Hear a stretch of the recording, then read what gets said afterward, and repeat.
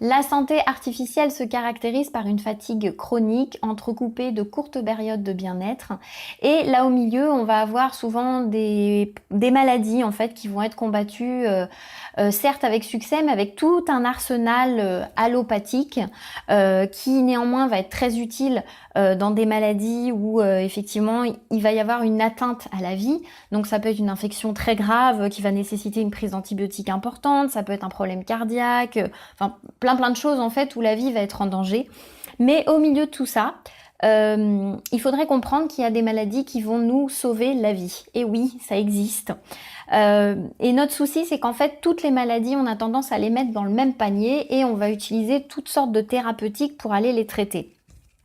Alors, si on est sur des thérapeutiques naturelles, je pense qu'on fera quand même, en faisant attention bien sûr, on fera moins de danger en tout cas que lorsqu'on prend des grosses doses de plein de choses qui ne nécessitent pas forcément autant un arsenal aussi important.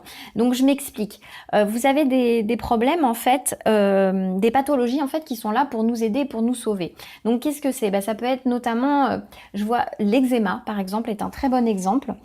Souvent l'eczéma va sortir parce qu'il y a un trop plein de toxines et souvent c'est dû à un problème de maldigestion la plupart du temps. Ça peut être aussi une présence de poisons intestinaux et le foie en fait n'arrive plus à filtrer tout ça. Donc l'organisme prépare une nouvelle porte de sortie pour ces toxines et donc ça va se matérialiser en fait en eczéma. Alors ça c'est intéressant parce que si on prend justement un traitement classique en fait où on va appliquer un corticoïde là-dessus, au final on va faire rentrer le problème au lieu de le laisser sortir. Donc au risque d'empêcher la libération en fait de ces toxines et que du coup ça amène vers une pathologie peut-être autre qui va arriver quelques mois plus tard. Donc ça c'est voilà, là on parle d'une maladie en fait qui pour le coup peut nous sauver et nous rendre service.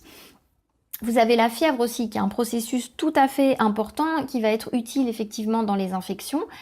Et lorsque justement la fièvre devient trop élevée, c'est que l'organisme n'arrive plus à combattre. Et donc à ce moment-là, on va venir aider avec un remède complémentaire. Et donc en médecine naturelle, on va utiliser souvent l'aromathérapie, mais qui est extrêmement efficace pour accompagner la fièvre et tuer en fait le virus ou la bactérie.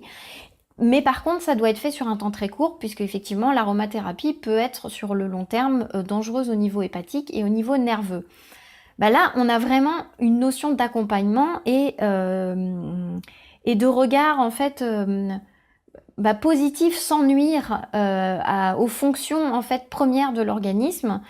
Et donc, simplement pour vous montrer qu'effectivement, la fièvre, elle agit dans ce processus-là et qu'il faut l'accompagner. Autre chose, vous avez un nez qui coule. Un nez qui coule, tout ce qui coule, qui se libère, c'est aussi une maladie soupape. Ça se libère. Et donc, ça peut être aussi, par contre, le résultat d'une alimentation trop acide ou peut-être trop riche. Alors, quand on dit trop acide, c'est une alimentation où on aura consommé beaucoup de fruits. Parce que par nature, le fruit est acide. J'en parlerai dans d'autres vidéos et donc chez certaines personnes, notamment les personnes longilignes, les personnes frileuses, les personnes fatigables, ce qui est mon cas, et bien du coup on a une tendance à être fatigué par la présence des acides non comburés du fruit. Donc ça c'est important, donc effectivement ça peut aussi créer un nez qui coule. Donc voilà, ce que je voulais vous dire, c'est qu'il fallait avoir du discernement par rapport aux maladies et qu'il fallait savoir distinguer les maladies qui sont susceptibles d'être une atteinte à la vie et des maladies qui sont là pour nous aider et pour libérer quelque chose. Je pense au zona par exemple. Alors le zona, c'est une maladie qui peut être vraiment très importante, qui peut être dangereuse et qui peut être vraiment une atteinte à la vie. Donc il va falloir intervenir très rapidement. Mais on a aussi des traitements naturels pour pouvoir faire intervenir le zona. D'ailleurs, je pense que ce sera la prochaine vidéo que vous aurez dans quelques jours.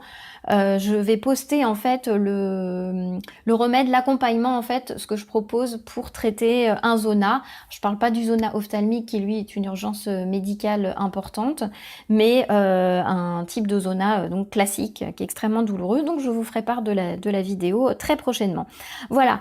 Donc ce que je voulais vous dire par rapport à ça, c'est qu'effectivement il vaut mieux aller vers la santé naturelle. On a parlé de la santé artificielle en début de cette vidéo. La santé naturelle, ça va être caractérisé par une personne qui a une santé plutôt solide, qui a en général une très bonne vitalité et qui va avoir des altérations de la santé qui vont être là de temps en temps, mais qui vont venir pour une bonne et simple raison. Quand vous faites un gros repas et que vous avez une diarrhée derrière, il y a eu une indigestion, donc le corps va libérer. Bon là c'est ok, c'est normal, tout va bien.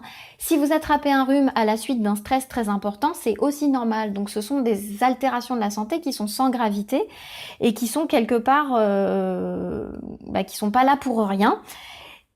Mais c'est toujours donc sans gravité, mais votre vitalité et votre bon état général, il sera là en permanence.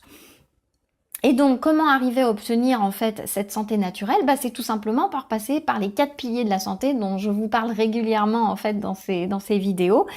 Et c'est ça en fait qui va faire que vous allez sortir de la santé artificielle pour aller vers la santé naturelle. Et ça va être aussi, je le répète encore, donc en allant observer nos maladies. Est-ce que ce sont des maladies qui sont là pour nous sauver? Voilà.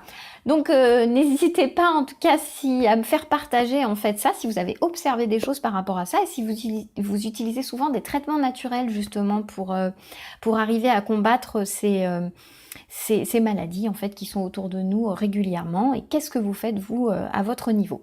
Voilà, je vous laisse mettre vos petits commentaires en bas de cette vidéo et puis je vous dis à très bientôt. D'ici là, prenez soin de vous. Bye bye.